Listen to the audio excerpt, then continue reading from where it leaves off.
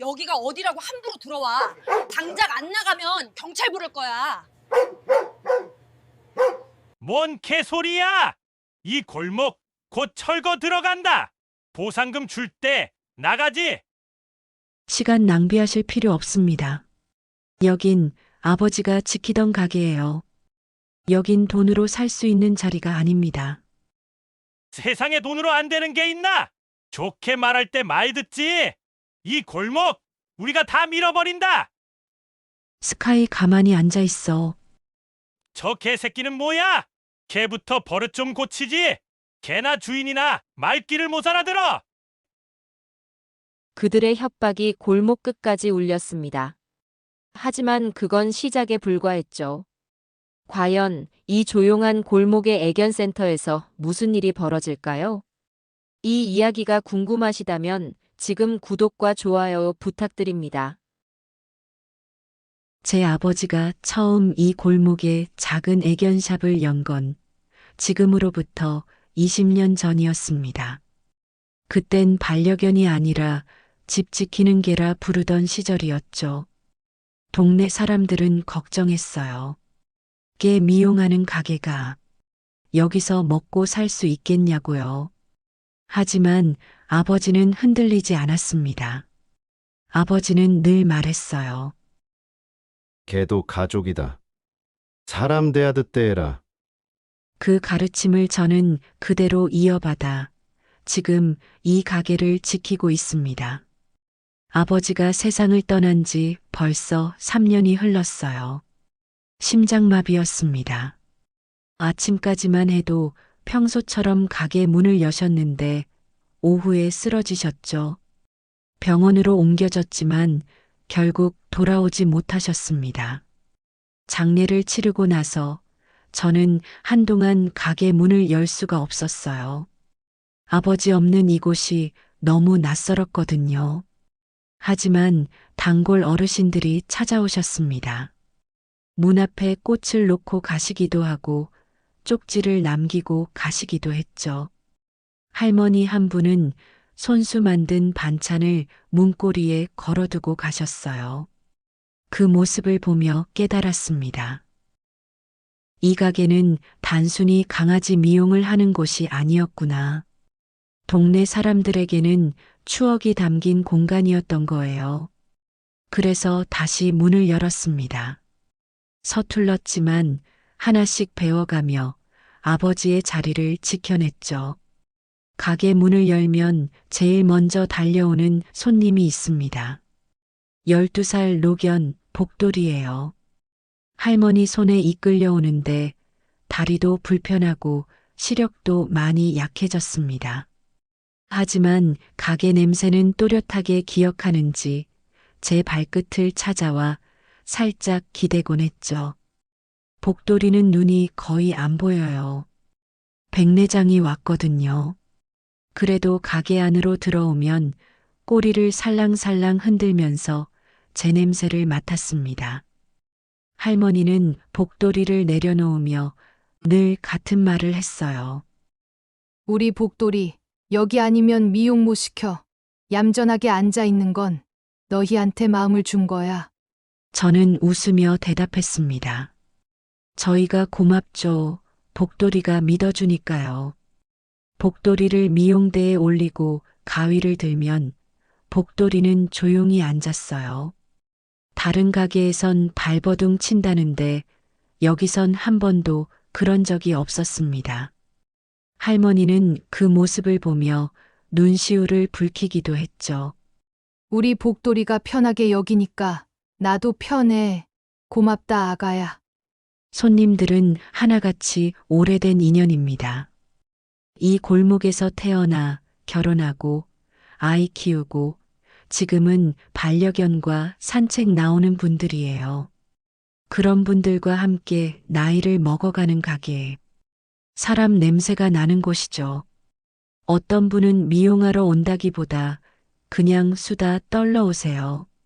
아가야, 오늘 우리 뽀삐가 밥을 안 먹는데 괜찮을까? 어제 우리 집 막내가 대학 붙었다. 축하해줘. 이런 얘기들이 오가는 곳이었어요. 저는 그 이야기들을 듣는 게 좋았습니다. 동네 소식을 들으며 강아지 털을 정리하는 시간.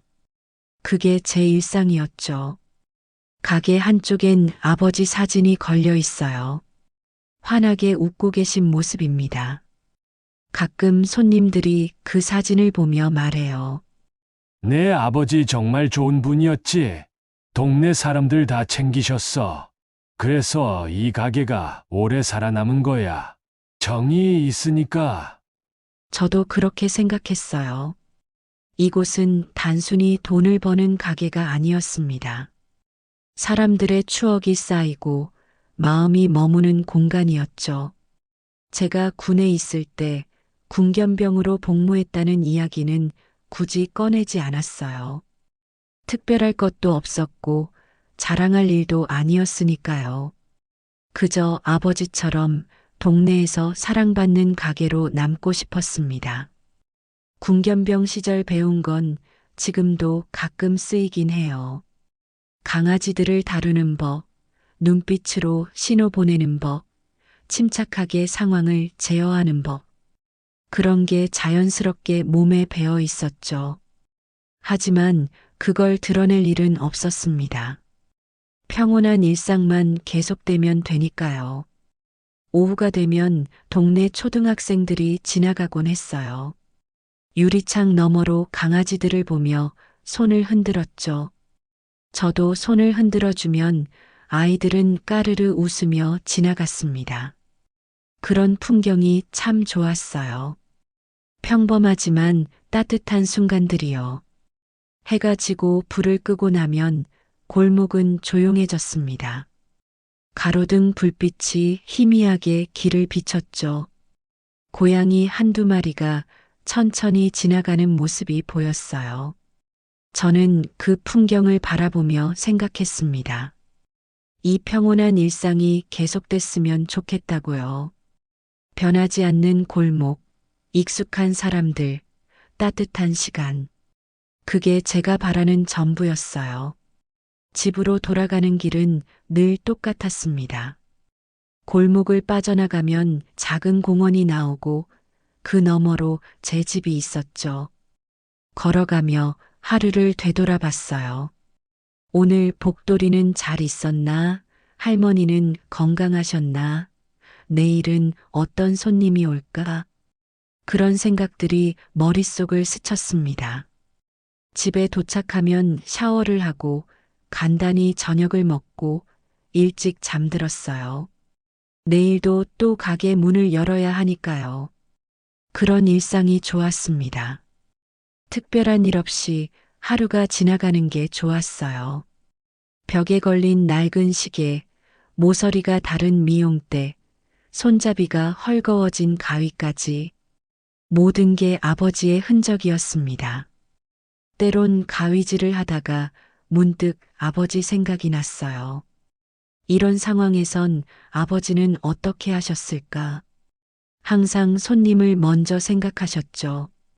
강아지가 편해야 주인도 편하다고요. 그래서 저도 강아지들을 대할 때 급하게 서두르지 않았어요. 천천히, 부드럽게 강아지의 속도에 맞춰서요. 그러면 강아지들도 긴장을 풀고 편안해했습니다. 어느 날 할아버지 한 분이 오셨어요. 작은 말티즈를 안고 오셨죠. 하연아, 우리 초코 좀 봐줘. 요즘 털이 너무 엉켜서. 네, 할아버지. 제가 예쁘게 해드릴게요. 초코를 미용대에 올리고 빗질을 시작했습니다. 털이 많이 엉켜 있었어요. 아마 며칠간 빗질을 못 하셨나 봐요. 천천히 조심스럽게 엉킨 털을 풀어나갔습니다. 초코는 가만히 앉아 있었어요. 할아버지는 그 모습을 보며 말했습니다. 내 아버지도 그렇게 했지. 급하게 하지 않고 강아지 기분 맞춰가면서. 그래서 우리 초코도 여기만 오면 순해지나 봐. 저는 미소 지었습니다. 아버지한테 배운 거예요. 30분쯤 걸려서 미용을 마쳤어요. 초코는 한결 가벼워 보였습니다. 할아버지는 흐뭇한 표정으로 초코를 안았죠. 고맙다. 아가야, 너 덕분에 우리 초코가 행복해. 그런 말 한마디가 저를 행복하게 만들었어요. 하지만 그 평온한 일상이 흔들리기 시작한 건 어느 초가을 오후였습니다. 가게 간판 위로 낯선 양복 남자 둘이 서 있었거든요. 멀리서도 느껴지는 싸늘한 기운이 있었어요. 그들이 무엇을 하러 왔는지 그때의 저는 아직 몰랐습니다. 하지만 본능적으로 알 수 있었죠. 뭔가 좋지 않은 일이 시작될 거라는 걸요.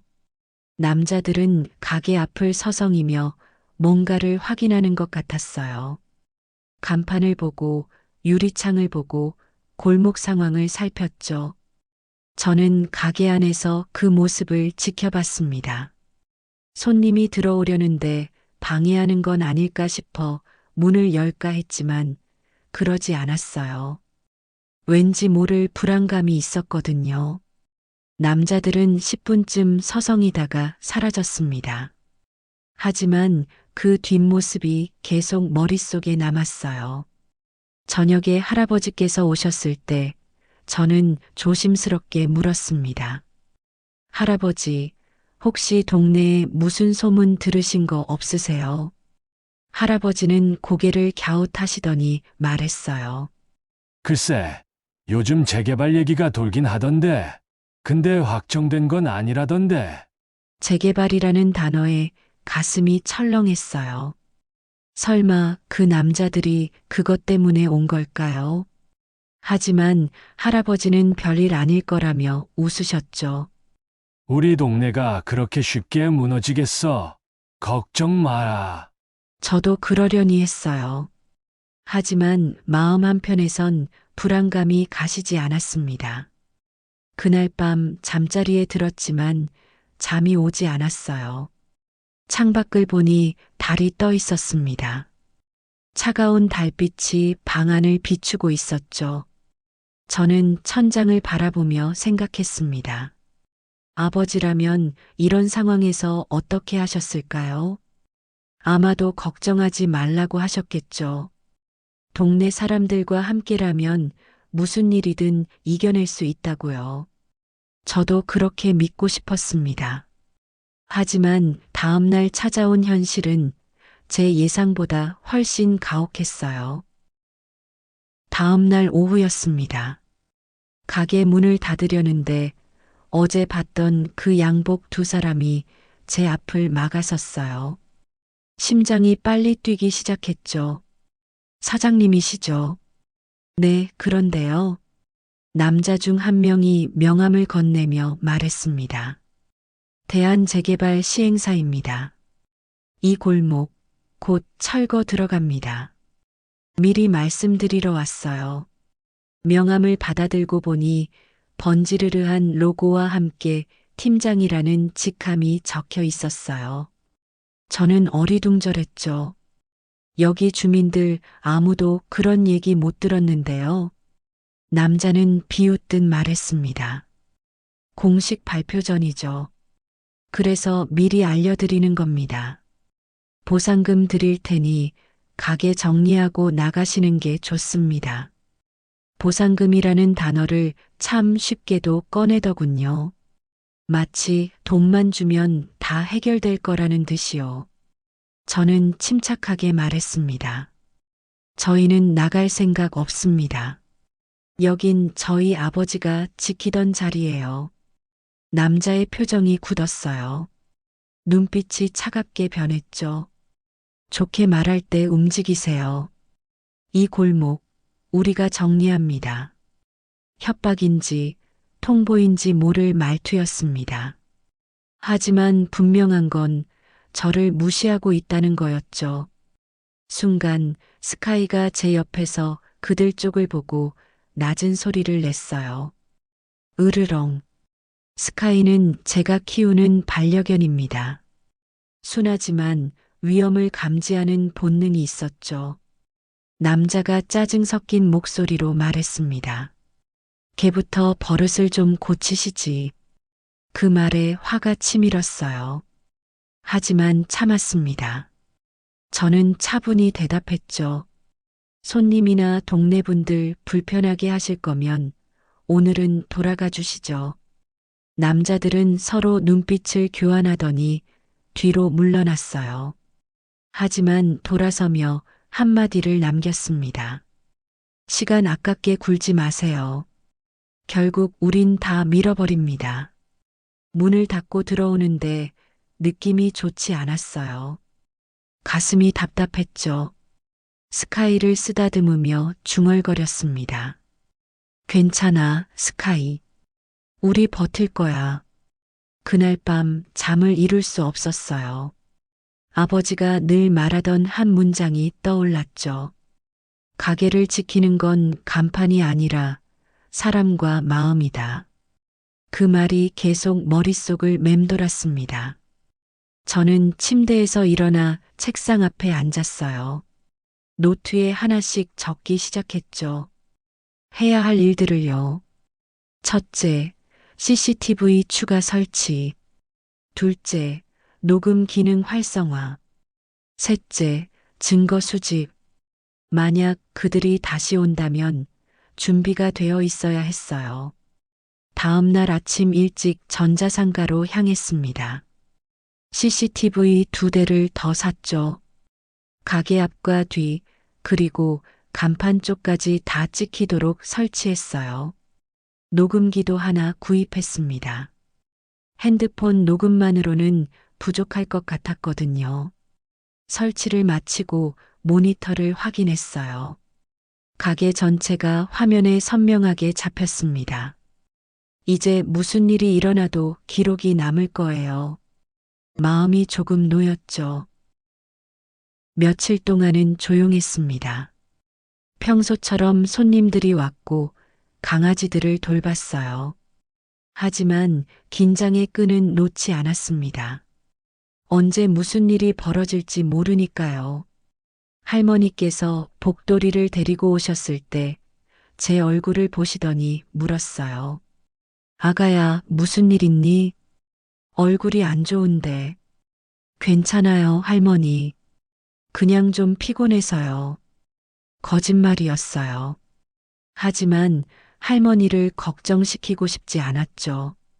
복돌이는 제 발끝에 코를 대고 킁킁거렸어요. 마치 제 기분을 알아채는 것 같았습니다. 저는 복돌이를 안아올리며 속삭였어요. 복돌아, 우리 힘내자. 복돌이는 작은 소리로 꿍 하고 울었습니다. 그 소리가 왠지 위로가 됐어요. 그날 저녁 친구에게서 전화가 왔습니다. 하연아, 너 가게 재개발 대상이라며. 괜찮아. 소문이 퍼지고 있었어요. 동네 사람들 사이에서 이미 얘기가 오가고 있었던 거죠. 저는 한숨을 쉬며 대답했습니다. 아직 확정된 건 아니야. 근데 시행사에서 압박은 들어오고 있어. 조심해. 재개발 쪽 사람들 무섭다던데. 친구의 목소리에 걱정이 묻어 있었어요. 알아. 근데 그냥 물러설 순 없어. 여긴 아버지가 남긴 곳이잖아. 전화를 끊고 창밖을 봤습니다. 골목은 여전히 평온해 보였어요. 하지만 그 평온함이 언제까지 갈지 알 수 없었죠. 며칠 뒤 우편함에 공문 하나가 들어 있었습니다. 재개발 구역 지정 예정 통보서였어요. 법적 절차가 진행 중이라는 내용이 적혀 있었죠. 공문을 읽으며 손이 떨렸어요. 정말 현실이 되고 있었습니다. 저는 그 공문을 스캔해서 파일로 저장했어요. 나중에 필요할 수도 있으니까요. 그날 밤 동네 어르신 몇 분이 가게로 찾아오셨습니다. 하연아, 재개발 얘기 들었어. 걱정된다.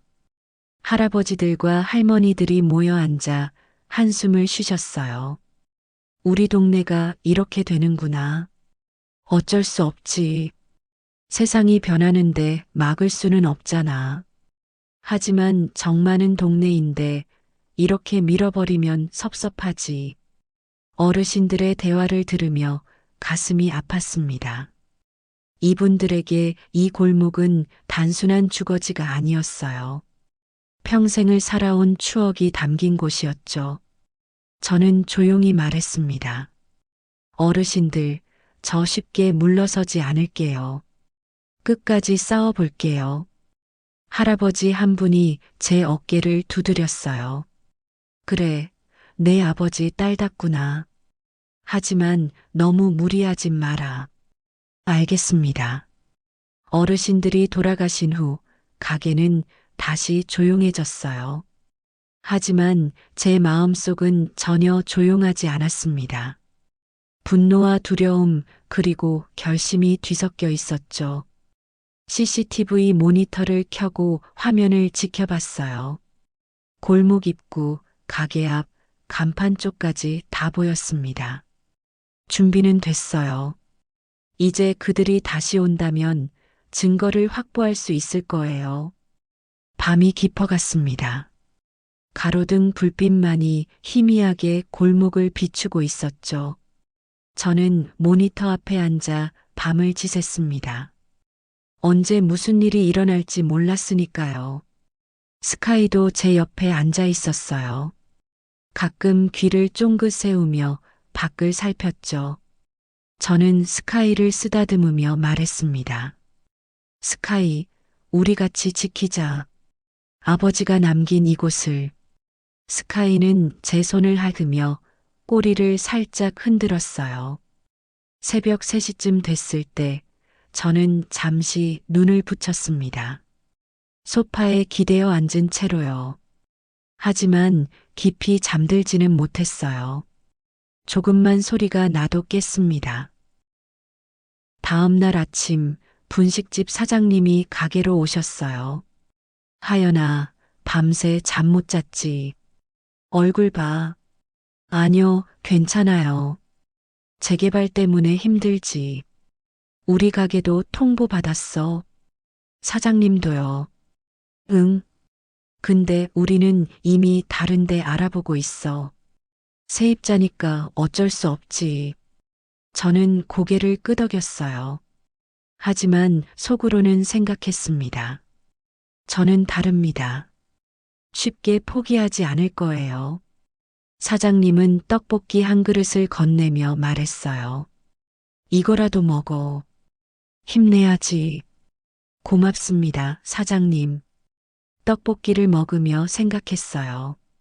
동네 사람들은 모두 포기하고 있습니다. 하지만 저는 다르게 갈 거예요. 그리고 그 예감은 틀리지 않았어요. 며칠이 지난 어느 밤이었습니다. 평소처럼 가게 정리를 마치고 불을 끄려던 순간이었어요. 가게 앞 유리창에 뭔가 삐뚤빼뚤하게 쓰여 있는 게 보였습니다. 심장이 철렁 내려앉았죠. 가까이 가서 확인했어요. 개털 냄새 나는 가게. 검정 스프레이로 크게 적혀 있었습니다. 간판 한쪽은 둔기로 찍어낸 듯 깨져 있었어요. 플라스틱 조각이 바닥에 흩어져 있었죠. 바닥에는 담배꽁초가 수북했습니다. 일부러 버리고 간 거예요. 저는 주저앉고 싶었지만 참았습니다. 대신 핸드폰을 꺼내 사진을 찍기 시작했어요. 낙서, 깨진 간판, 담배꽁초까지 하나하나 기록했죠. 손이 떨렸지만 멈추지 않았습니다. 증거를 남겨야 했으니까요. 시작됐구나. 그 생각이 머릿속을 스쳤어요. CCTV를 확인했습니다. 1시간 전쯤 후드를 뒤집어 쓴 남자 2명이 가게 앞에 왔었어요. 주변을 살피더니 스프레이를 꺼내 낙서를 하고 간판을 부수고 사라졌죠. 얼굴은 보이지 않았지만 체격과 옷차림은 확인됐습니다. 영상을 저장하고 백업까지 해뒀어요. 밤이 깊었지만 잠이 올 리 없었습니다. 집으로 돌아가지 않고 가게에 남아있기로 했어요. 혹시 또 올지 모르니까요. 새벽이 되어서야 눈을 붙였는데 얼마 안 가서 전화벨 소리에 깼습니다. 할머니였어요. 아가야, 큰일 났어. 할머니 목소리가 떨리고 있었죠. 무슨 일이세요, 할머니? 복돌이가 집 앞에서 넘어졌어. 놀래서 그런 것 같은데. 저는 급히 밖으로 나갔습니다. 할머니는 복돌이를 품에 안고 허겁지겁 오고 계셨어요. 복돌이는 숨을 거칠게 몰아쉬며 떨고 있었습니다. 할머니 손도 떨리고 있었죠. 할머니, 제가 볼게요. 저는 복돌이를 받아 안았어요. 심장 박동이 너무 빨랐습니다.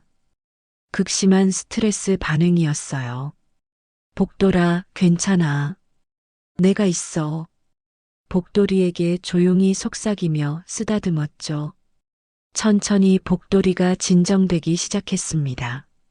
할머니는 눈물을 훔치며 말했어요. 가게 낙서 보고 놀란 것 같아. 아침에 산책 나왔다가 봤거든. 아가야, 가게 그만해라. 이런 사람들 건드리면 안 돼. 할머니의 목소리엔 두려움이 가득했어요. 저는 미소 지으며 고개를 저었습니다. 할머니, 누가 시작했든 지켜야 하는 건 지켜야죠. 복돌이가 제 품에서 작은 소리를 냈어요. 그 소리가 왠지 저를 응원하는 것 같았습니다. 할머니를 배웅하고 다시 가게로 들어왔어요. 벽에 적힌 낙서가 눈에 들어왔습니다. 개털 냄새 나는 가게. 그 글자를 보며 주먹을 꽉 쥐었어요. 화가 났지만 감정을 앞세우면 안 됐습니다. 증거를 모으고 절차를 밟고 법으로 맞서야 했죠. 페인트 제거제를 가져와 낙서를 지우기 시작했어요. 검정 글자가 천천히 지워졌습니다. 하지만 그 흔적은 제 마음속에 깊이 새겨졌죠. 간판은 임시로 테이프로 고정했어요. 완전히 교체하려면 시간이 걸릴 테니까요. 담배꽁초를 치우고 바닥을 닦았습니다. 1시간쯤 걸렸어요. 정리를 마치고 나니 몸은 피곤했지만 마음은 오히려 단단해졌습니다. 이 정도로 물러서지 않겠다는 결심이 더 강해졌죠. 오후에 손님들이 오기 시작했어요. 어떤 분은 간판을 보고 놀라셨죠. 하연아, 간판이 왜 이래? 무슨 일 있었어? 괜찮아요. 제가 실수로 부딪혀서요. 거짓말이었지만 손님들을 불안하게 만들고 싶지 않았어요. 하지만 동네 소문은 빠르게 퍼졌습니다. 저녁쯤 되니 여러분이 찾아와 물었죠. 재개발 때문에 가게 공격받은 거 맞아? 누가 이런 짓을 한 거야? 신고는 했어. 저는 차분하게 대답했습니다.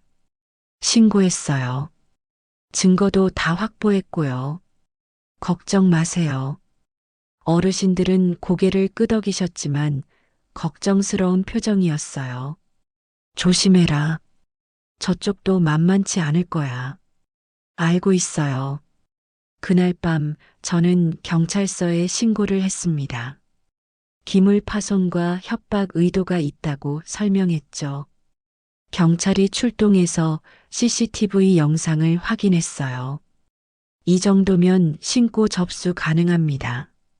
수사 들어가겠습니다. 감사합니다.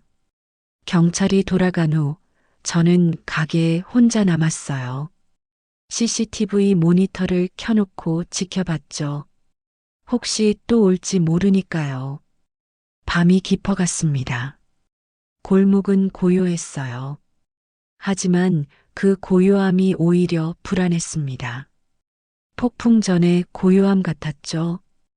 핸드폰을 확인했어요. 친구들에게서 걱정 메시지가 와 있었습니다. 괜찮아. 신경 쓰지 마. 그렇게 답장을 보내고 핸드폰을 내려놓았어요. 스카이가 제 발끝에 다가와 앉았습니다. 저는 스카이를 쓰다듬으며 중얼거렸어요. 스카이, 우리 힘내자. 아직 시작이야. 스카이는 제 손을 핥으며 꼬리를 흔들었어요. 그 모습이 위로가 됐습니다. 창밖을 보니 달이 떠 있었어요. 차가운 달빛이 골목을 비추고 있었죠. 저는 그 달을 바라보며 다짐했습니다. 할머니와 복돌이, 그리고 이 골목을 두려움에 떨게 하지 않겠다고요.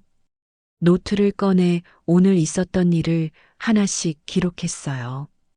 시간, 상황, 피해 내역, 증거 파일 위치까지요. 모든 걸 체계적으로 정리했습니다.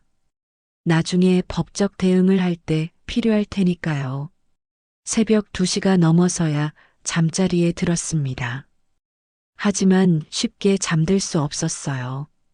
머릿속으로 계속 오늘 일이 반복됐죠. 검정 스프레이 글씨, 깨진 간판, 떨고 있던 복돌이. 눈을 감아도 그 장면들이 떠올랐습니다. 결국 1시간쯤 뒤척이다가 일어났어요. 다시 노트를 펼쳐 생각을 정리했습니다. 앞으로 어떻게 대응할 것인가? 법적 절차는 어떻게 진행할 것인가? 동네 사람들과는 어떻게 협력할 것인가? 하나씩 계획을 세워나갔어요. 감정에 휩쓸리지 않고 체계적으로 대응해야 했습니다. 그게 이기는 방법이니까요. 새벽 4시쯤 되어서야 다시 잠들었습니다. 하지만 그날의 사건은 시작에 불과했습니다. 앞으로 더 큰 싸움이 기다리고 있었죠. 다음 날 오전, 저는 경찰서에 직접 찾아갔습니다. USB에 CCTV 영상을 담아갔고 사진도 프린트해서 가져갔어요. 간판 파손 사진, 스프레이 낙서 영상, 담배꽁초가 쌓인 모습까지 빠짐없이 준비했죠. 민원실 경찰관이 저를 맞이했어요. 무슨 일로 오셨나요? 고의적 훼손과 협박 의도가 보입니다. 최근 재개발 시행사 측이 찾아와 나가라고 압박했고요. 경찰은 자료를 하나씩 살폈습니다. 꼼꼼하게 봤죠. 증거를 잘 준비하셨네요. CCTV 화질도 선명하고요. 저는 고개를 끄덕였어요. 혹시 모를 상황에 대비해서 미리 설치했습니다. 현명한 판단이셨습니다. 일단 사건 접수는 하겠습니다. 경찰은 조서를 작성하기 시작했어요. 피해 경위, 피해 금액, 목격자 유무를 물었죠. 저는 차분하게 대답했습니다.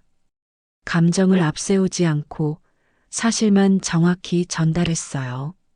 재개발 건은 민사로 길어질 수 있습니다. 합의로 끝내는 게 나을 수도 있어요. 경찰의 말투가 조금 걱정스러웠어요. 마치 괜히 엮이지 말라는 듯 했죠. 하지만 저는 단호히 말했습니다. 저는 합의할 생각 없습니다. 정식으로 처리해 주세요. 경찰은 잠시 저를 바라보더니 고개를 끄덕였어요. 알겠습니다. 수사 들어가겠습니다. 조서 작성을 마치고 접수증을 받았습니다. 추가 피해 있으면 바로 신고하세요. 네, 감사합니다. 경찰서 밖으로 나오니 햇살이 따사로웠어요. 하지만 마음은 무거웠습니다. 이제 본격적인 싸움이 시작되는 거니까요. 골목 입구를 지나는데 마침 그 시행사 직원이 서 있었습니다. 저를 보고 있었어요. 경찰에 신고까지 하고 귀찮게 왜 그러세요? 목소리에 비웃음이 섞여 있었죠. 저는 침착하게 말했습니다. 저는 정해진 절차대로 갈 겁니다. 위법한 일은 안 합니다. 남자는 코웃음을 쳤어요. 게 장사하는 곳이 뭘 그렇게 지켜야 할 자리가 있다고. 사람 일하는데 걔가 무슨 대수라고 버티는 건데요. 그 말에 가슴속에서 뜨거운 게 치밀었습니다. 하지만 참았어요. 저한테 소중한 건 걔가 아니라 사람과 마음을 지켜준 이 자리예요. 남자는 어깨를 으쓱하며 돌아섰습니다. 뭘 해도 소용없을 겁니다. 계획은 이미 들어갔어요. 뒷모습을 보며 주먹을 꽉 쥐었어요. 하지만 화를 내지 않았습니다. 감정으로 덤비면 지는 거니까요. 오후에 변호사 사무실로 향했습니다. 지인 소개로 알게 된 분이었어요. 재개발 관련 소송을 많이 다루신다고 들었죠. 윤하연 씨 맞으시죠? 네, 맞습니다. 변호사는 제가 가져간 자료를 검토했어요. 재개발 공고문, 보상금 내역서, 피해 기록까지 꼼꼼히 봤죠. 한참을 보더니 고개를 끄덕였습니다. 이 정도면 싸워볼 만합니다. 정말요. 재개발 절차상 하자가 보이네요. 임차인 동의 절차가 부실하고 공고 기간도 짧았어요. 변호사는 몇 가지를 더 짚어줬습니다. 보상금 산정 기준이 불명확하다는 점, 강제 이주 일정이 비현실적이라는 점, 게다가 기물 파손까지 있었으니 업무 방해로도 갈 수 있습니다. 그럼 가능성이 있다는 거죠. 물론입니다. 다만 시간이 걸릴 겁니다. 그리고 상대방이 압박을 더할 수도 있어요. 저는 각오하고 있었습니다. 괜찮습니다. 끝까지 가볼게요. 변호사는 미소를 지었어요. 좋습니다. 제가 도와드리죠. 사무실을 나오며 마음이 조금 가벼워졌습니다. 혼자가 아니라는 게 느껴졌죠. 그날 저녁 시행사 팀장에게서 전화가 왔습니다. 윤하연 씨, 경찰 신고하셨더군요. 목소리에 비웃음이 섞여 있었어요. 네, 당연히 해야죠. 겨우 걔 미용실 하나 때문에 일을 키우시겠다는 겁니까? 제게는 겨우가 아닙니다. 팀장은 코웃음을 쳤습니다. 그래 보시죠. 뭐가 나오나? 네, 정식으로 하겠습니다. 저는 전화를 끊었어요. 손이 떨리지 않았습니다. 오히려 마음이 단단해진 느낌이었죠. 감정으로 덤비는 게 아니라 절차로 맞서는 거. 그게 제가 선택한 방법이었어요. 밤에 가게 정리를 하고 있는데 단골 할아버지가 들어오셨습니다. 하연아, 소문 들었다. 경찰까지 갔다며. 네, 그냥 당하고만 있을 순 없잖아요. 할아버지는 제 어깨를 토닥였어요. 내 아버지 성격을 닮았구나. 그분도 고집이 세셨지. 할아버지도 아버지 잘 아시잖아요.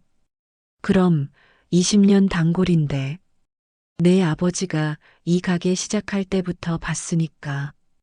할아버지는 잠시 옛 기억에 잠기셨다가 말을 이었습니다. 하지만 조심해라. 저쪽도 만만치 않을 거야. 알아요. 그래도 해야죠. 할아버지는 고개를 끄덕이고 가게를 나가셨어요. 저는 창밖을 바라봤습니다. 골목 불빛이 하나씩 꺼지고 있었죠. 고요한 밤이었지만 제 마음속은 전혀 고요하지 않았어요. 앞으로 어떤 일이 벌어질지 모르지만 준비는 되어 있었습니다. 절차대로, 증거로, 법으로. 저는 그렇게 싸울 겁니다. 노트에 하나씩 적어 내려갔어요. 해야 할 일들을요. 고소장 작성, 증거 정리, 증인 확보, 언론 대응. 하나하나 체크해 나갔죠. 스카이가 제 옆에 앉아 있었습니다. 저는 스카이를 쓰다듬으며 말했어요. 스카이, 우리 조금만 더 버티자. 스카이는 꼬리를 흔들며 제 손을 핥았어요. 그 모습이 힘이 됐습니다. 밤이 깊어갔지만 저는 잠들지 않았어요. 준비해야 할 게 많았으니까요. 컴퓨터를 켜고 파일을 정리했습니다. CCTV 영상, 사진, 녹음 파일, 문자 메시지까지 모든 증거를 폴더별로 나눠 저장했죠. 백업도 3군데 해뒀어요. USB, 클라우드, 외장하드예요. 혹시 모를 상황에 대비하는 거였죠. 변호사님께 보낼 자료도 정리했습니다. 시간 순으로 정리하고 항목별로 분류했어요. 협박 관련, 기물 파손 관련, 업무 방해 관련로 나눴죠. 각 항목마다 증거를 매칭시켰습니다. 완벽한 준비였어요. 새벽이 되어서야 침대에 누웠습니다. 피곤했지만 마음은 편안했어요. 할 수 있는 건 다 했으니까요. 이제 남은 건 그들이 다음 수를 두는 것뿐이었습니다. 그리고 저는 그 수를 받아칠 준비가 되어 있었죠. 눈을 감으니 아버지 얼굴이 떠올랐습니다. 아버지, 제가 잘하고 있죠. 아버지라면 뭐라고 하셨을까요? 아마도 잘하고 있다고 끝까지 가보라고 하셨을 거예요. 그 생각에 마음이 따뜻해졌습니다. 저는 잠들기 전 마지막으로 다짐했습니다. 절대 물러서지 않겠다고요. 이 가게를, 이 골목을, 동네 사람들의 추억을 지키겠다고요. 그게 아버지가 원하셨던 거니까요. 그리고 그게 제가 해야 할 일이니까요. 사건 접수 후 며칠이 지났습니다. 평소와 다름없이 가게 청소를 하고 있었어요. 오후 손님들이 다 가고 저녁 정리를 하던 참이었죠. 빗자루로 바닥을 쓸고 있는데 출입문이 거칠게 열렸습니다. 쾅! 낯선 남자 셋이 들이닥쳤어요. 심장이 빠르게 뛰기 시작했습니다. 야, 여기 사장 어디 있어? 목소리가 거칠었어요. 협박하러 온 게 분명했죠. 저는 빗자루를 내려놓고 침착하게 말했습니다. 접니다. 손님 아니시면 나가주시죠. 앞에 선 남자가 코웃음을 쳤어요. 키가 크고 덩치가 있었습니다. 신고를 했다며. 경찰 불러봤자 소용없어. 우리가 누군지 알고 그러는 거야. 뒤에 있던 2명도 비슷한 체격이었어요. 용역 졸개들인 게 분명했죠. 그들은 가게 한가운데로 성큼 들어왔습니다. 발로 의자를 차며 기선을 제압하려 했어요. 의자가 넘어지는 소리가 크게 울렸죠. 저는 최대한 침착하게 말했습니다. 여긴 동네 사람들이 편히 오가는 가게입니다. 물건 훼손하면 바로 추가 신고하겠습니다. 그 말에 남자 하나가 비웃으며 제 어깨를 밀쳤어요. 거친 손길이었습니다. 신고 해봐. 오늘은 말로 안 끝날 테니까. 뒤에서 스카이가 낮게 으르렁거렸습니다. 저는 손짓으로 스카이를 진정시키며 말했어요. 스카이, 뒤. 스카이는 한 발 물러섰지만 눈빛은 남자들을 향하고 있었죠. 남자가 제 멱살을 잡으려던 바로 그때였습니다. 저는 반사적으로 움직였어요. 군견병 시절 배운 제압술이 몸에서 자동으로 나왔죠. 남자의 손목을 순간적으로 잡았습니다. 그리고 비틀었어요. 손목을 틀어 뒤로 꺾었습니다. 남자는 비명을 지르며 바닥에 무릎을 꿇었어요. 으악, 이게 뭐야? 아팠을 겁니다. 하지만 저는 힘을 빼지 않았어요. 둘째 녀석이 주먹을 휘둘렀습니다. 저는 몸을 틀어 피했어요. 그리고 발목을 걸어 넘어뜨렸죠. 쿵소리와 함께 놈이 바닥에 쓰러졌습니다. 셋째 놈은 잠시 주춤했어요. 하지만 곧 달려들었죠. 저는 녀석의 팔을 잡아 비틀고 중심을 무너뜨렸습니다. 균형을 잃은 남자가 미용대에 부딪히며 넘어졌어요.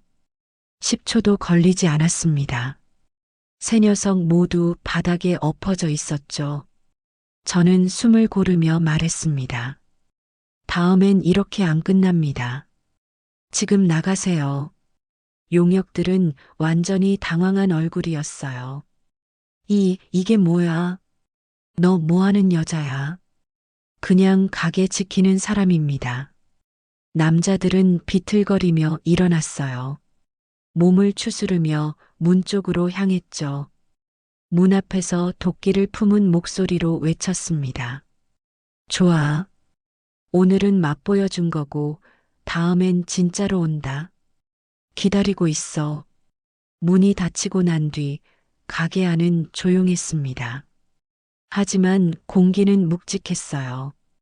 저는 벽에 기대어 숨을 고르기 시작했죠. 손이 떨리고 있었습니다. 아드레날린이 빠져나가면서 온몸에 힘이 풀렸어요. 스카이가 다가와 제 손을 핥았습니다. 괜찮아, 스카이. 우리 잘했어. 스카이를 쓰다듬으며 진정시켰죠. 넘어진 의자를 다시 세우고 흩어진 물건들을 정리했습니다. 다행히 크게 부서진 건 없었어요. 하지만 마음은 무거웠습니다. 이제 본격적으로 시작되는 거니까요. CCTV 영상을 확인했어요. 전부 다 찍혀 있었습니다. 남자들이 들어와서 협박하고 제가 정당방위로 제압한 장면까지 영상을 저장하고 백업했죠. 경찰에 추가 신고를 했습니다. 침입과 폭행 미수로요. 경찰이 다시 출동했어요. 영상을 보더니 고개를 끄덕였죠. 정당방위로 보입니다. 추가 수사 들어가겠습니다. 감사합니다. 경찰이 돌아간 후 저는 가게에 혼자 남았어요. 창밖을 보니 밤이 깊어가고 있었습니다. 골목은 고요했지만 제 마음은 전혀 고요하지 않았죠. 다음엔 더 많이 올 거예요. 그 예감이 들었어요. 오늘은 3시였지만 다음엔 5이나 10이 올 수도 있었죠. 저는 스카이를 바라봤습니다. 스카이, 우리 준비해야겠다. 스카이는 제 눈을 똑바로 쳐다봤어요. 마치 알겠다는 듯이요. 그날 밤부터 훈련을 시작했습니다. 스카이와 함께요. 군견병 시절 배운 훈련법을 되살렸죠. 가게 뒤편 작은 공터에서 했어요. 밤이라 아무도 없었습니다. 스카이 앉아. 스카이는 즉시 앉았어요. 기다려. 스카이는 움직이지 않았습니다. 제가 손짓을 하자 스카이가 제 옆으로 붙었죠. 좋아, 잘했어. 간식을 주며 칭찬했습니다. 다음은 제압 훈련이었어요. 인형을 세워두고 스카이에게 명령했죠. 지켜. 스카이는 인형 앞에 서서 으르렁거렸어요.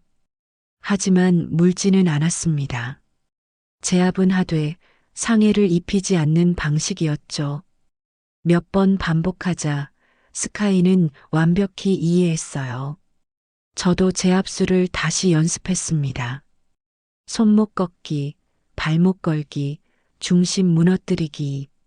몇 년 만에 다시 하는 거였지만 몸이 기억하고 있었죠. 땀이 흘렀지만 멈추지 않았어요. 준비가 필요했으니까요. 1시간쯤 훈련하고 가게로 돌아왔습니다. 스카이는 피곤한지 바로 자리에 누웠어요. 저는 샤워를 하고 침대에 앉았습니다. 오늘 있었던 일을 되돌아봤어요. 3명을 제압했습니다. 생각보다 쉬웠어요. 군견병 시절 배운 게 몸에 남아 있었던 거죠. 하지만 방심하면 안 됩니다. 다음엔 더 많이, 더 강하게 올 테니까요. 핸드폰을 보니 언니에게서 메시지가 와 있었어요. 하연아, 괜찮아. 무슨 일 있으면 바로 연락해. 언니는 항상 저를 걱정했죠. 저도 언니가 필요할 수도 있겠다는 생각이 들었어요. 언니, 나 괜찮아. 근데 혹시 모르니까 전화할게. 그렇게 답장을 보냈습니다. 창밖을 보니 달이 떠 있었어요. 차가운 달빛이 방 안을 비추고 있었죠. 저는 천장을 바라보며 생각했습니다. 앞으로 어떤 일이 벌어질까요? 더 많은 놈들이 올 거예요. 더 강하게 나올 거죠.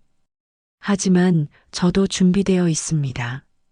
스카이와 함께, 그리고 필요하다면 언니와 함께 끝까지 싸울 겁니다. 눈을 감으니 피곤이 밀려왔어요. 하지만 잠들기 전 한 가지 다짐을 했습니다. 절대 물러서지 않겠다고요. 이 가게를, 이 골목을, 동네 사람들의 추억을 지키겠다고요. 그게 아버지가 원하셨던 거니까요. 그리고 그게 제가 해야 할 일이니까요. 새벽에 잠깐 꿈을 꿨어요. 아버지가 나오셨습니다. 가게에서 강아지들을 돌보고 계셨죠. 환하게 웃으며 손님들과 이야기하고 계셨어요. 그 모습이 너무 평화로워 보였습니다. 꿈에서 깨고 나니 눈물이 나더군요. 아버지가 보고 싶었어요. 이런 상황에서 아버지라면 어떻게 하셨을까? 아마도 지금처럼 했겠죠. 물러서지 않고 끝까지 지켰을 거예요. 저도 그렇게 할 겁니다. 아침이 밝았습니다. 평소처럼 가게 문을 열었어요. 손님들이 하나둘 찾아왔습니다. 어제 있었던 일은 아무도 모르는 것 같았어요. 저도 굳이 말하지 않았죠. 평범한 하루가 시작됐습니다. 하지만 제 마음속엔 긴장이 흐르고 있었어요. 언제 또 그들이 올지 모르니까요. 그때까지만 해도 그들이 얼마나 큰 싸움을 끌고 올지 몰랐습니다. 지난번 난입 사건 이후 저는 긴장을 늦추지 않았습니다.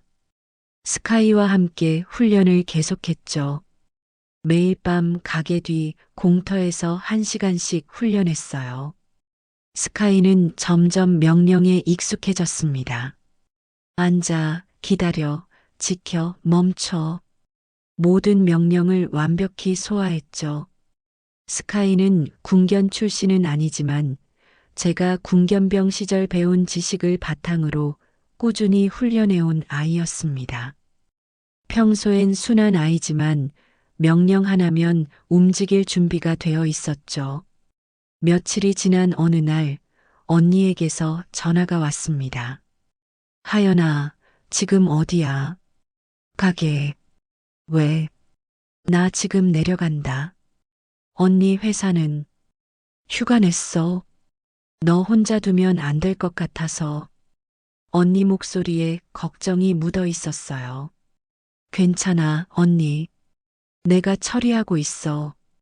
좋게 들린다. 근데 난 이미 차 탔어. 저녁에 도착할게. 전화가 끊겼습니다. 언니는 원래 그런 사람이에요.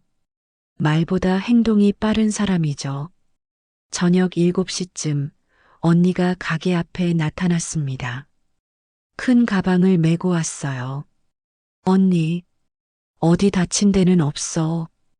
언니는 제 몸을 이곳저곳 살폈죠. 괜찮아. 나 튼튼해. 그래도 혼자 감당하기엔 무리야. 언니는 가게 안을 둘러봤습니다. 정리는 잘 되어 있었지만 긴장감이 느껴졌을 거예요. 생각보다 심각하네. 응. 며칠 전에 남자 셋이 들이닥쳤어. 혼자 막았어. 언니 눈빛이 날카로워졌어요. 몇 명이었어? 셋. 근데 괜찮았어. 군대에서 배운 거 써먹었지. 언니는 씁쓸하게 웃었어요. 나도 그랬는데. 언니 윤아진도 군견병 출신이었습니다. 저보다 먼저 군대에 갔고 특전사에서 복무했죠. 언니는 제압술뿐 아니라 전술까지 배운 사람이었어요. 언니, 이거 그냥 협박 수준 아닌 것 같아. 나도 그렇게 봐. 조직적으로 움직이는 거야. 언니는 CCTV 영상을 확인했습니다. 화면을 꼼꼼히 보더니 고개를 끄덕였죠. 얘네 수법 봐. 완전히 용역이야. 재개발할 때 자주 쓰는 수법이지. 그럼 앞으로 더 심해질까? 당연하지. 한번 막혔으니까 더 강하게 올 거야. 언니 말에 긴장이 됐어요. 우리 준비해야겠다. 준비, 포메이션, 군대 때처럼. 언니 눈빛이 진지해졌습니다. 그날 밤부터 본격적인 훈련이 시작됐어요. 가게 뒤편 공터에서였죠. 언니와 저, 그리고 스카이. 우리는 하나의 팀이 되기 위해 움직였습니다. 하연아, 기억나? 핸드사인. 언니가 손으로 신호를 보냈어요. 왼쪽 어모. 저는 자동으로 몸이 반응했죠. 왼쪽으로 이동하며 자세를 낮췄습니다. 좋아. 그럼 이번엔 시선 분산. 우리는 몇 년 전 기억을 되살렸어요. 군경과 함께 움직이던 그때의 감각을요. 한 사람이 정면을, 한 사람이 측면을, 걔가 하단을 맞던 협공체계. 걔는 공격이 아니라 제압 보조야. 절대 물면 안 돼. 알아. 옷자락만 잡고 끌게. 스카이를 데려와 훈련에 참여시켰습니다. 스카이 앉아. 스카이는 즉시 반응했어요. 옆으로. 스카이가 제 옆으로 붙었죠. 시선 유지. 스카이는 정면을 응시했습니다. 언니가 감탄했어요. 역시 잘 가르쳤네. 응. 이 녀석 똑똑해. 우리는 밤새 훈련했습니다. 핸드사인, 위치 선정, 협공 타이밍. 모든 게 예전처럼 자연스럽게 맞아떨어졌어요. 걔는 70 방향 맡아. 내가 상단, 내가 하단 갈게. 오케이. 신호는 손뼉 2번. 알았어. 언니와 저는 여러 시나리오를 상정했습니다. 3명이 오면, 5명이 오면, 10명이 오면 각각의 경우에 어떻게 대응할지 정했죠. 스카이는 주로 하단을 담당했어요. 다리를 물지 않고 옷자락을 잡아 끌며 움직임을 제약하는 방식이었죠. 상해를 입히지 않으면서도 효과적으로 제압하는 거예요. 언니는 상단을 맡았습니다. 팔을 잡아 비틀고 중심을 무너뜨리는 방식이었죠. 저는 하단을 맡았어요. 발목을 걸고 무릎을 꺾는 방식이었습니다. 3명이 동시에 움직이면 상대는 어디를 먼저 막아야 할지 혼란스러울 거예요. 삼각협공 포메이션. 군대에서 배운 그대로였죠. 훈련을 몇 시간 반복하자 우리는 완벽히 호흡이 맞았습니다. 언니가 손짓을 하면 저는 자동으로 반응했어요. 제가 신호를 보내면 스카이가 즉시 움직였죠. 말이 필요 없었습니다. 눈빛만으로도 통했어요. 새벽 2시가 넘어서야 훈련을 마쳤습니다. 몸은 피곤했지만 마음은 든든했어요. 이제 혼자가 아니었죠. 언니와 함께, 스카이와 함께 우리는 하나의 팀이 됐습니다.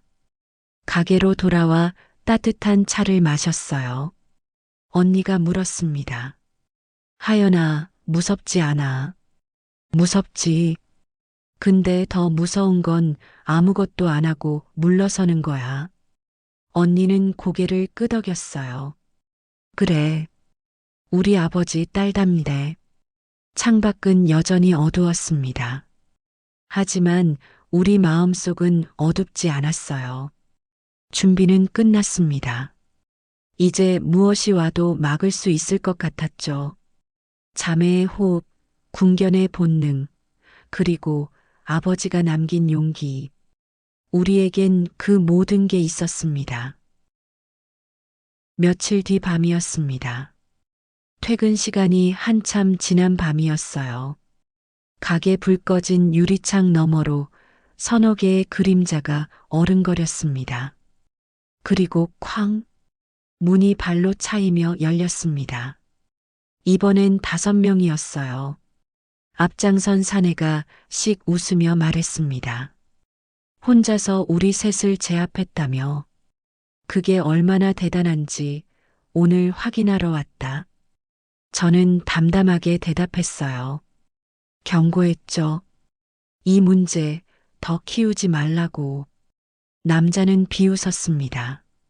우린 벌써 키웠어. 이젠 손 못 쓰게 만들어야겠다. 이번엔 중간 보스급 강도식이 온 거예요. 체격도 컸고 눈빛도 달랐습니다.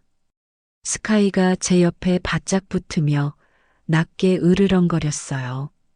저는 눈빛으로 신호를 보내며 한 단어만 말했습니다. 지켜. 한 놈이 다가오자 스카이가 빠르게 몸을 날렸어요. 손목을 향해 달려들었죠. 하지만 물지 않고 옷자락만 물어 바닥에 끌어당겼습니다. 남자는 균형을 잃고 넘어졌어요. 저는 동시에 2명을 상대했습니다. 한 명의 팔을 꺾어 제압한 후 다른 한 명의 복부를 밀어내 균형을 무너뜨렸죠. 이번엔 저번보다 힘이 더 들었어요. 중간 보스급이라 그런지 저항이 셌습니다. 그때 한 남자가 쇠파이프를 들고 들어올렸습니다. 위험한 상황이었어요. 순간 뒤에서 익숙한 목소리가 들렸습니다. 손 내려라. 문 쪽에 언니가 서 있었습니다. 군 시절 함께했던 그 눈빛 그대로였죠. 언니는 파이프를 든 남자의 손목을 잡아 비틀어 떨어뜨렸어요. 그리고 연속 동작으로 2명을 순식간에 제압했습니다. 언니의 움직임은 정확했어요. 한치의 오차도 없었죠. 5명이 엎어져 신음하는 동안 강도식이 이를 갈며 말했습니다. 좋아, 언니까지 나왔다 이거지. 그래, 재미있어졌네. 다음엔 우리도 인원 늘려서 오지. 언니가 냉정하게 받아쳤습니다. 오는 건 너희 자유. 하지만 나갈 때는 못 나갈 수도 있다. 남자들은 분풀이 섞인 욕을 내뱉으며 뒷골목으로 사라졌어요. 문이 닫히고 우리는 숨을 고르기 시작했죠. 언니가 제게 말했습니다. 더 세게 올 거다. 지금부터 준비하자. 저는 고개를 끄덕였어요. 응. 이번엔 그냥 오는 게 아니겠지. 우리는 CCTV 영상을 확인했습니다. 전부 다 찍혀 있었어요. 5명이 침입하고 우리가 정당방위로 제압한 장면까지. 영상을 저장하고 백업했죠. 경찰에 추가 신고를 했습니다. 이번에도 침입과 폭행 미수로요. 그날 밤 우리는 가게에서 함께 잤습니다. 언니는 소파에, 저는 의자에 앉아 있었죠. 스카이는 문 앞에서 지키고 있었어요. 혹시 모를 상황에 대비하기 위해서였습니다. 새벽까지 잠들지 않았어요. 하지만 아무 일도 일어나지 않았죠. 고요한 밤이었지만 그 고요함이 오히려 불안했습니다. 다음 공격이 언제 올지 모르니까요. 그리고 그 준비는 곧 최악의 밤을 향해 이어지게 됩니다. 2차 난입 이후 저와 언니는 전략을 바꿨습니다. 감정적으로 맞서는 것이 아니라 차근차근 법적 틀부터 준비하기로 했죠. 언니가 말했어요. 힘으로 막아냈다고 끝이 아니야. 증거 없으면 저놈들 언제든 말 바꾼다. 저도 알고 있었습니다. 이번엔 제대로 끝낼 준비가 필요하다는 걸요. 우리는 모든 증거를 체계적으로 정리하기 시작했어요. 가게 안 CCTV 원본과 외부 건물 관리실 CCTV까지 확보했습니다. 언니는 주변 가게 사장님들을 만나 진술도 부탁했죠. 혹시라도 오늘 같은 일이 또 벌어지면 목격하신 대로만 진술해 주시면 됩니다.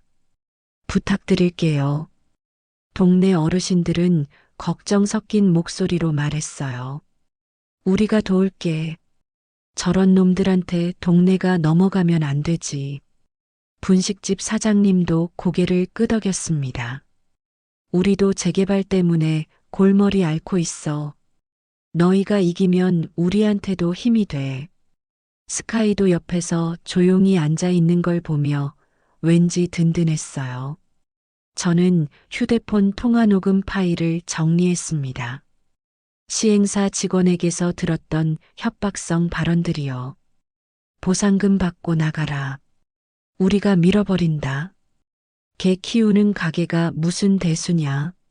모든 발언을 타임라인별로 정리해서 문서로 만들었죠. 언니는 계좌이체 기록까지 확보했습니다. 동네 몇몇 점포에 이미 수상한 돈이 입금된 정황이 있었어요. 봐라. 저놈들 조용히 압박하고 있었던 거야. 어떻게 알았어? 지인 통해서. 공개 자료야. 화면에는 여러 계좌 번호가 보였어요. 그 중 하나가 눈에 띄었죠. 이거 용역회사 계좌 아냐? 맞아. 정기적으로 돈이 나가고 있어. 언니는 날짜를 체크했습니다. 우리가 협박당한 날짜와 일치했어요. 이거 증거로 쓸 수 있겠는데. 당연하지. 돈의 흐름은 거짓말 안 하니까. 우리는 계좌 내역을 출력했습니다. 그리고 변호사에게 전달하기로 했죠. 우리는 고소장을 미리 작성했습니다.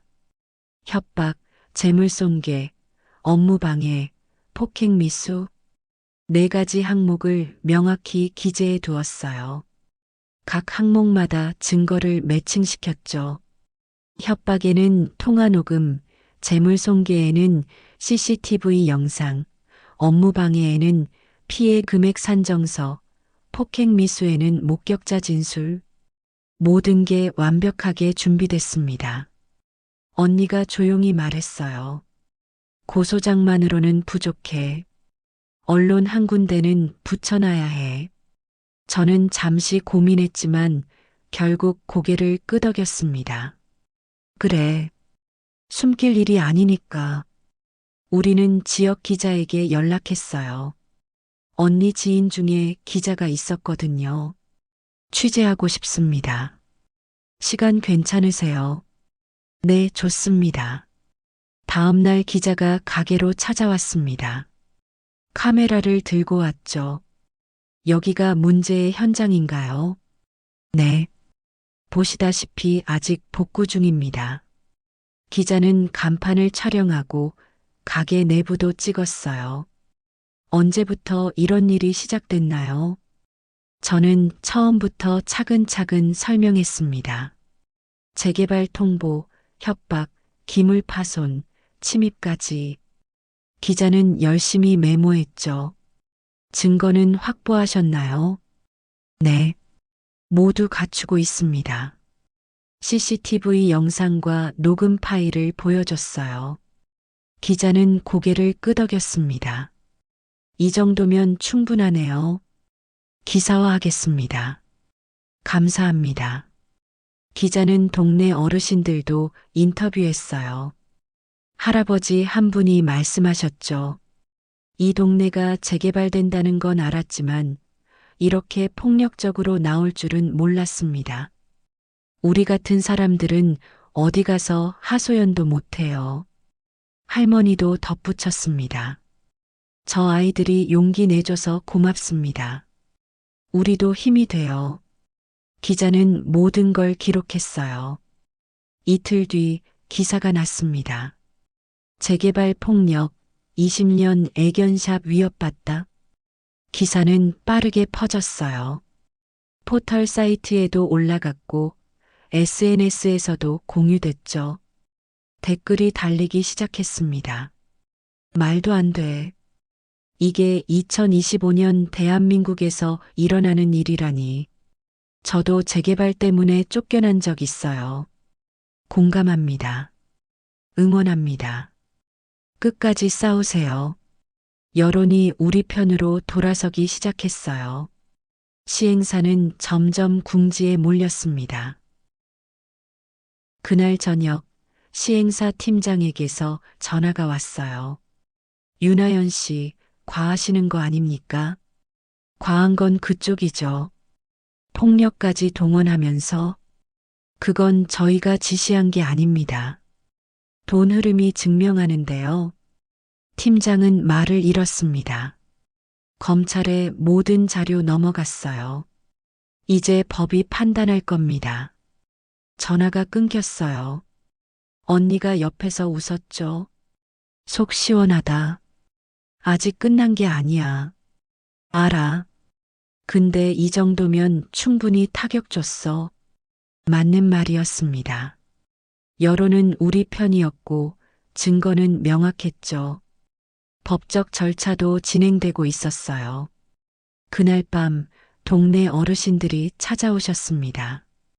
하연아, 기사 봤다. 잘했어. 할아버지, 감사해요. 내가 혼자 이 모든 걸 해냈구나. 혼자 아니에요. 언니도 있고 어르신들도 계시잖아요. 할머니가 제 손을 잡았습니다. 내 아버지가 보면 얼마나 뿌듯해 하실까. 그 말에 눈시울이 뜨거워졌어요. 하지만 참았습니다. 아직 끝나지 않았으니까요. 우리는 마지막 준비를 했습니다.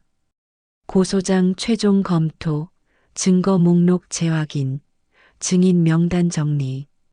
모든 게 완벽했어요. 변호사와도 최종 미팅을 했습니다. 이 정도 증거면 승소 가능성이 높습니다.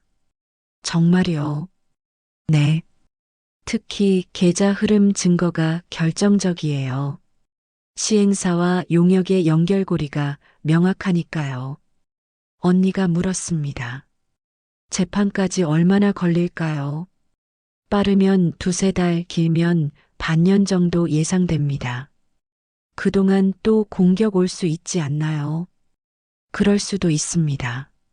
하지만 이미 언론에 알려졌고 경찰 수사도 진행 중이니 예전만큼 노골적으론 못할 겁니다.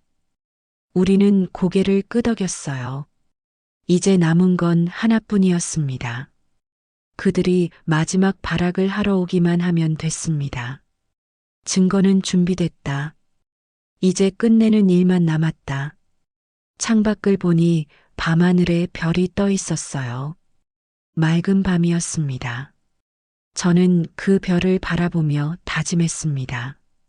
끝까지 가겠다고요. 아버지가 남긴 이 자리를, 동네 사람들의 추억을 지키겠다고요. 무슨 일이 있어도요. 언니가 제 옆에 앉았습니다. 하연아, 걱정되지 않아. 걱정되지. 근데 이제 와서 물러설 순 없잖아. 그래. 우리 끝까지 가자. 둘이 주먹을 맞댔어요. 자매의 약속이었습니다. 그날 밤 우리는 마지막 훈련을 했습니다. 최악의 상황을 상정하고요.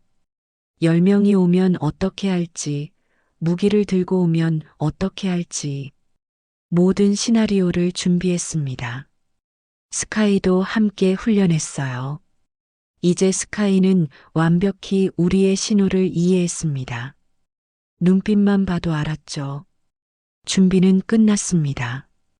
이제 그들이 오기만 하면 됩니다. 그리고 그 밤은 곧 찾아왔습니다. 그날은 유난히 공기가 무거웠습니다. 골목이 이상하리만큼 조용했고 스카이도 낯선 기척에 계속 주변을 살피고 있었어요. 언니와 저는 가게 안에서 대기하고 있었습니다. 준비는 끝났죠. CCTV는 모두 작동 중이고 녹음기도 켜져 있었어요.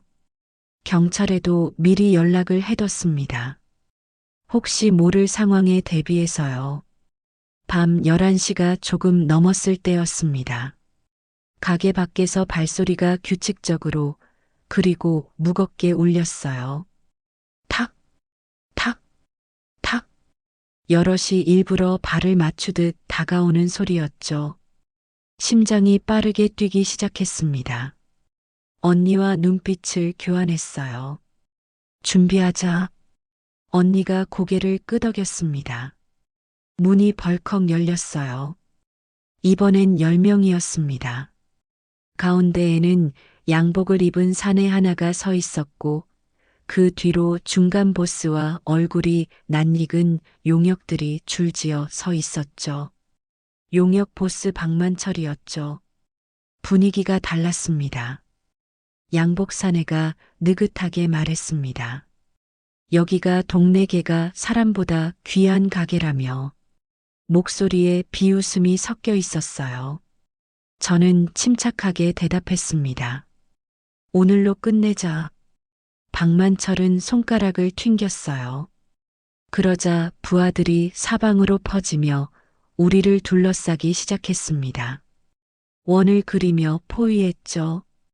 이번엔 조직적이었어요. 계획적으로 움직이고 있었습니다. 저는 스카이에게 명령했습니다. 짧고 단호하게요. 스카이 분리. 스카이는 순간적으로 왼쪽으로 돌진했어요. 한 명의 바지자락을 물고 넘어뜨렸습니다. 상해를 입히지 않고 옷만 잡아 끌었죠. 남자는 균형을 잃고 바닥에 쓰러졌어요. 동시에 언니가 오른쪽 2명을 제압했습니다. 한 명의 팔을 꺾고 다른 한 명을 밀어내 벽에 부딪히게 했죠. 저는 정면으로 뛰어오는 3명을 상대했어요. 첫 번째 남자의 손목을 잡아 비틀고 두 번째 남자의 발목을 걸어 넘어뜨렸습니다. 세 번째 남자는 주춤하며 뒤로 물러났죠. 스카이는 계속 움직였습니다. 공격하지 않고 움직임을 묶는 방식으로 적을 흔들었어요.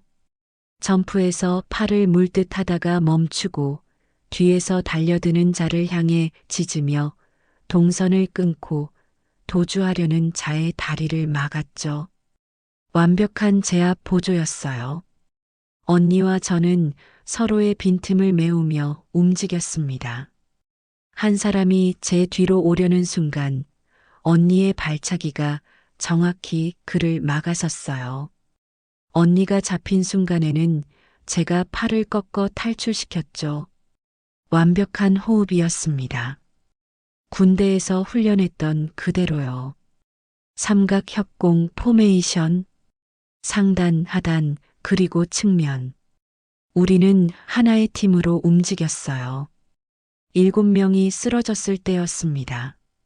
보스 박만철이 느린 박수 소리를 냈어요. 짝, 짝, 짝. 군대 냄새가 나더라니. 둘 다 정가가 있구나. 언니가 차갑게 응수했습니다. 정가가 아니고 경력이지. 놈은 품에서 접이식 쇠봉을 꺼내 들었어요. 재개발 방해하는 사람들은 다 이렇게 사라졌어. 위협적이었습니다. 진짜 위험한 상황이었죠. 그가 언니에게 달려드는 순간 스카이가 그의 팔목을 향해 돌진했습니다. 빠른 속도였어요. 한 번만 더 속도를 냈다면 살같이 찢어졌을 겁니다. 바로 그때였습니다. 저는 단호하게 외쳤어요. 스카이, 스톱. 스카이는 살짝 물고 있던 팔을 놓았습니다. 이빨이 놈의 팔 바로 앞에 옷에 걸려 있었죠. 박만철은 스카이의 눈빛을 보고 질렸는지 뒷걸음질 치다 넘어졌어요. 공포에 질린 얼굴이었습니다. 저는 고개를 숙여 스카이의 머리를 쓰다듬었습니다. 잘했어. 우린 선을 넘지 않아. 언니가 박만철을 내려다보며 말했어요. 우린 너희랑 달라. 힘을 써도 인간답게 쓴다. 놈의 눈에 비친 건 공포였습니다. 그리고 패배를 인정한 눈빛이었죠.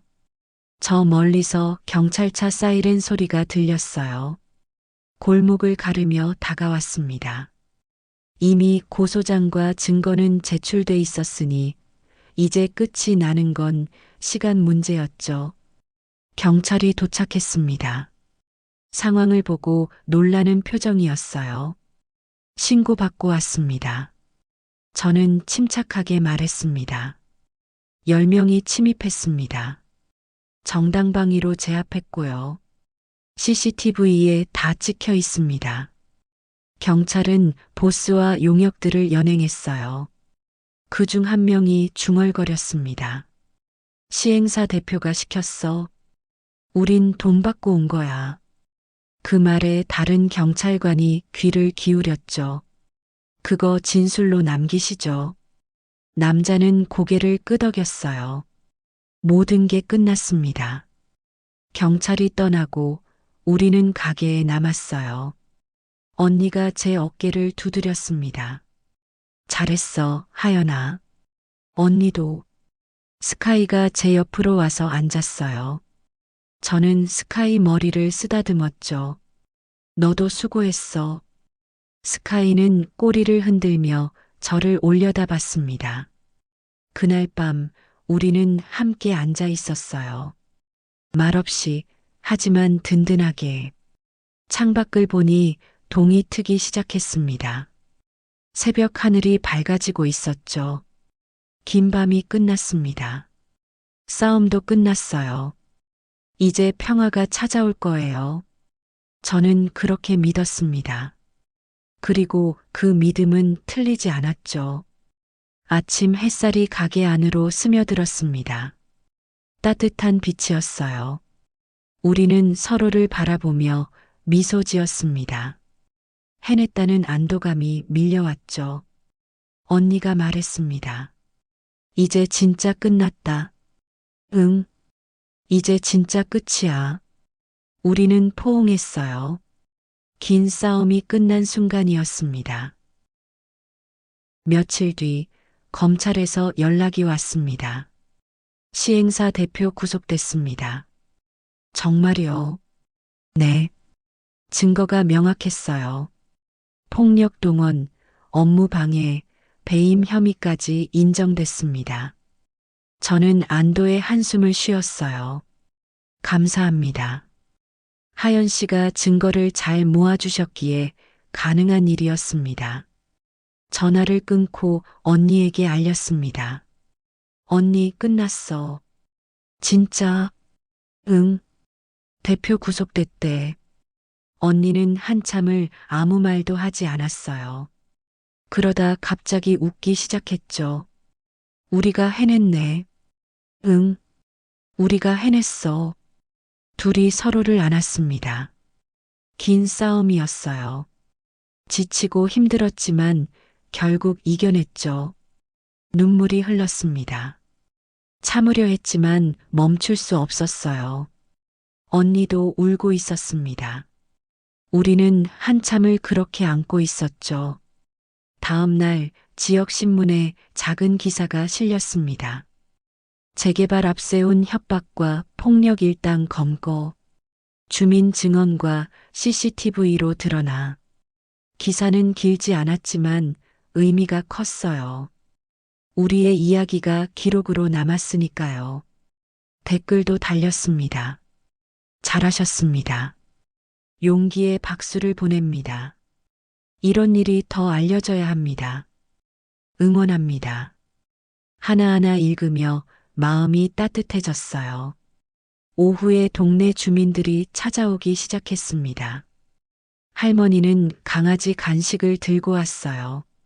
하연아, 고생했다. 이거 스카이 주려고. 할머니, 고맙습니다. 복돌이도 함께 왔습니다. 복돌이는 제 발끝에 코를 대고 킁킁거렸어요. 예전처럼요. 저는 복돌이를 안아 올렸습니다. 복돌아, 우리 이겼어. 복돌이는 작은 소리로 꿍 하고 울었어요. 할아버지도 오셨죠. 내 아버지가 봤으면 얼마나 기뻐하셨을까. 할아버지, 우리가 지킨 게 아니고 내가 지킨 거야. 잘했어. 목이 메었습니다. 할아버지의 말 한마디 한마디가 가슴에 와닿았어요. 옆집 분식집 사장님도 오셨습니다. 하연아, 덕분에 우리도 힘났어. 재개발 문제, 우리도 같이 싸울 수 있을 것 같아. 사장님도 힘내세요. 여기 우리가 같이 지키자고. 동네가 동네다워야 사는 맛이 나지. 맞아요. 주민들은 하나둘 모여들었습니다. 가게 앞이 사람들로 가득 찼어요. 누군가 꽃다발을 놓고 갔고 누군가는 편지를 남겼죠. 저는 편지를 하나씩 읽었습니다. 하연 씨 덕분에 우리 동네가 지켜졌어요. 용기 내주셔서 감사합니다. 앞으로도 계속 이웃으로 지내요. 하나하나가 따뜻했습니다. 저는 이 편지들을 소중히 모아뒀어요. 저녁이 되어 언니와 둘이 앉아 있었습니다. 언니, 이제 회사 돌아가야지. 응. 내일 올라가. 고마워, 언니. 언니 없었으면 못 버텼을 거야. 무슨 소리. 넌 혼자서도 잘했어. 언니는 웃으며 제 머리를 쓰다듬었죠. 근데 하연아. 응. 아버지 자랑스러워 하실 거야. 딸이 이렇게 훌륭하게 컸으니까. 그 말에 다시 눈물이 났어요. 언니도 눈시울이 붉어졌죠. 우리는 말없이 서로를 안았습니다. 한참을 그렇게 있었어요. 밤이 깊어갔습니다. 골목은 고요했어요. 하지만 이전과는 다른 고요함이었죠. 평화로운 따뜻한 고요함이요. 저는 창밖을 바라봤습니다. 가로등 불빛 아래로 늦가을 바람이 불고 있었어요. 시원한 바람이었습니다. 강아지들 목줄에 매달린 작은 종처럼 맑은 소리가 들리는 것 같았죠. 아버지의 사진을 봤습니다. 액자 속 아버지는 여전히 웃고 계셨어요. 아버지, 제가 지켰어요. 아버지가 남긴 이곳을요. 대답은 없었지만 아버지의 미소가 더 환해 보였습니다. 저는 조용히 미소 지었어요. 이제 새로운 시작이었습니다. 싸움이 끝난 자리에 평화가 찾아왔죠. 며칠 뒤 가게 문을 열었습니다. 손님들이 하나둘 찾아왔어요. 평소처럼요. 할머니가 복돌이를 데리고 오셨고 다른 단골분들도 강아지를 데리고 왔습니다. 모든 게 예전처럼 돌아갔어요. 아니, 예전보다 더 따뜻해진 것 같았습니다. 스카이는 문 앞에 앉아 지나가는 사람들에게 꼬리를 흔들며 반겨주고 있었어요. 그 모습을 바라보며 문득 이런 생각이 들었습니다. 지켜야 할 자리는 누가 대신 지켜주지 않는다. 하지만 함께 지킨 자리는 더 단단해진다. 동네 어르신들과 언니와 스카이와 함께 지킨 이곳. 이제 더욱 소중한 곳이 됐어요. 오후에 새로운 손님이 찾아왔습니다. 젊은 부부였어요. 기사 보고 왔어요. 여기가 그 가게 맞죠? 네, 맞습니다. 멋있어요. 저희도 응원했어요. 고맙습니다. 부부는 강아지 한 마리를 데리고 왔었어요. 미용 부탁드려요. 물론이죠. 저는 강아지를 받아 안았습니다. 작고 귀여운 푸들이었어요. 이름이 뭐예요? 가을이요. 가을에 데려왔거든요. 예쁜 이름이네요. 미용을 하는 동안 부부는 가게를 둘러봤어요. 벽에 걸린 아버지 사진도 보고 스카이도 쓰다듬어줬죠. 미용이 끝나고 가을이를 건넸습니다. 다 됐어요. 너무 예쁘다. 와, 정말 예쁘네요. 감사합니다. 부부는 웃으며 가게를 나갔어요. 그 뒷모습을 보며 저도 미소 지었습니다. 이렇게 또 하나의 인연이 생기는 거겠죠. 저녁이 되어 가게 정리를 하고 있는데 언니에게서 메시지가 왔습니다. 잘 지내고 있지? 힘들면 언제든 연락해. 응, 언니. 나 잘 있어.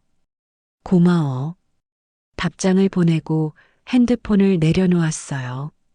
창밖을 보니 해가 지고 있었습니다. 노을이 아름다웠어요. 주황빛 하늘이 골목을 따뜻하게 물들이고 있었죠. 저는 그 노을을 바라보며 생각했습니다. 긴 싸움이 끝났다. 평화가 찾아왔다. 이제 다시 일상으로 돌아갈 수 있다. 하지만 잊지 않을 거예요. 이 싸움을 함께 해준 사람들을, 그리고 지켜낸 이 자리를요. 그날 이후 가게엔 새로운 문구가 붙었습니다. 사람과 마음이 머무는 곳, 스카이 애견샵. 그 문구처럼 이 골목엔 다시 웃음소리가 돌아왔습니다. 아이들의 웃음소리, 어르신들의 이야기 소리, 강아지들의 짖는 소리. 모든 소리가 어우러져 골목을 채웠어요. 저는 그 소리들을 들으며 가게 문을 닫았습니다. 오늘도 무사히 하루가 끝났어요. 내일도 이 문을 열 겁니다. 모레도, 그 다음 날도요. 아버지가 그랬던 것처럼요. 집으로 돌아가는 길, 고개를 들어 하늘을 봤습니다. 별이 빛나고 있었어요. 그 중 하나가 유난히 밝게 빛나고 있었죠. 아버지 별 같았습니다. 저는 그 별을 향해 조용히 말했어요. 아버지, 저 잘 해냈죠. 바람이 불었습니다. 시원한 가을바람이요. 마치 아버지가 대답하는 것 같았어요. 잘했다고, 수고했다고, 자랑스럽다고요. 저는 미소 지으며 걸음을 옮겼습니다. 골목을 빠져나가며 뒤를 돌아봤어요. 가게 간판이 보였습니다. 밤하늘 아래 은은하게 빛나고 있었죠.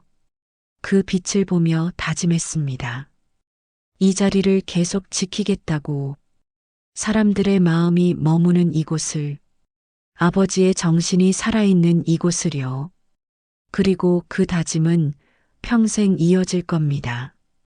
이 골목에서, 이 가게에서 영원히.